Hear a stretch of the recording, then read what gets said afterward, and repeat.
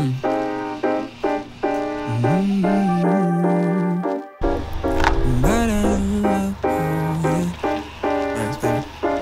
do it.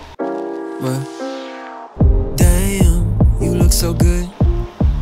Alright, so today's my first full day at my parents' house, which is in Winnipeg. I don't know if you guys knew this, but when I first came to Winnipeg, I barely spoke English, so my grades were very low. In fact, my average was around 60%. So since I'm back in Winnipeg, which is basically where I started learning English, I thought I'd share how I got into top universities like UofT and UBC with a 60 average. So I was 12 years old when I moved to Canada, and that right there was my first Canadian school. My little brother still goes there, but like most of you guys know, I'm now a student at the University of Toronto. So what could I have done to go from a student that barely spoke English to a student that now goes to the top university in Canada? To answer this, we're gonna go somewhere else first. Lips all around it, 'cause I'm holding my breath, wondering when you're gonna wake up in my arms, head on my chest, our hearts beating. I can't wait. Oh my god, it's so nostalgic to be back here. So that was my parents' old apartment. When we first moved to Canada, no one in my family could speak English, and that included my parents as well. So in this apartment, I was faced with a bitter truth that me and my family may not be able to survive in Canada if I didn't start learning English. So back then I had two options. One, I could complain about my life to my parents and cry about it all day. And number two, I could start putting in the work and deal with my own problems. And just like many 12-year-olds would have done, I went with the first option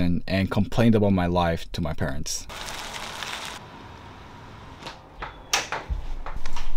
Sorry, I just had to change out of my pants quickly because I accidentally ripped my pants. But anyways, as I was saying, I constantly complained about my life to my parents. However, that was until I received this. This, ladies and gentlemen, is the actual copy of the first report card that I ever received from my school. It says my name right here.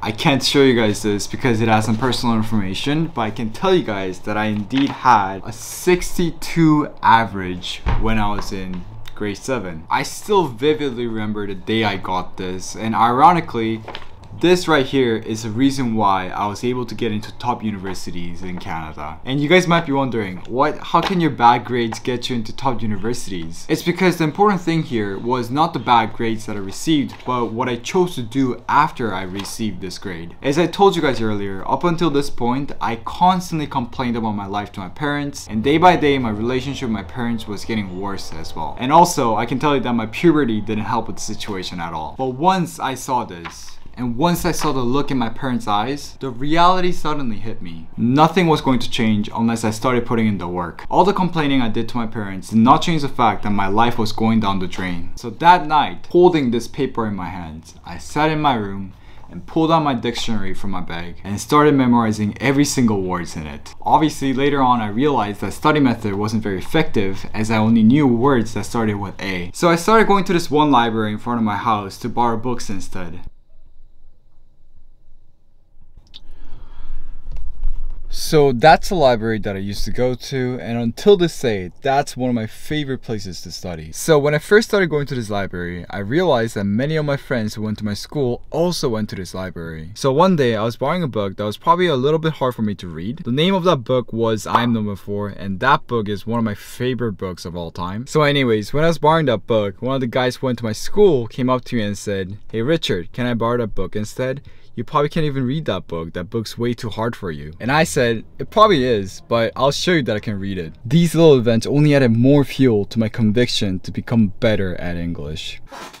Now, fast forward 7 years, I just finished my second year at UofT, and to be honest with you guys, everything still feels very surreal to me. Now, apart from my realization that I needed to work harder, obviously there were some things I did to boost my grade from 62 average to 97 average in high school. So let me share some of my secrets with you guys right after dinner. Kiss you each morning, the strawberry sky, 'cause I get so lost in your blueberry eyes.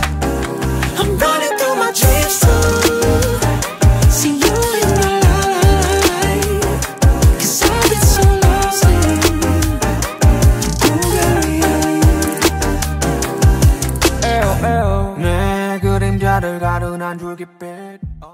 Alright, so I just finished my dinner. As you guys saw, I had some Korean food again. So now I'll share 4 of my secret tips on improving your grade. First, use stopwatch. Always keep track of how long you study for and make sure to only include the times that you 100% focus on your task, and don't add the times where you were just sitting on your desk endlessly scrolling through TikTok. Second, finish the hardest task first. This may not work for everyone, but by getting the hardest task out of your way, your schedule will be much easier after. Number 3, drink water, get some mixed nuts and oranges. Again, this may not work for everyone, but these are my go-to study snacks. Number 4, never cut the amount of time that you sleep for. You guys probably heard this so many times, but sleep is very important for both your physical and mental health. So make sure to get a lot of sleep. Alright, so those are all the study tips I have for you guys. The last thing I want to say before I end this video is that if you're someone who doesn't have good grades right now but want to get into top universities, work hard because nothing's impossible and only you can change your future. Alright, so I think I'm gonna end the vlog here. Once again, thank you so much for watching this vlog, and I'll see you guys in the next one.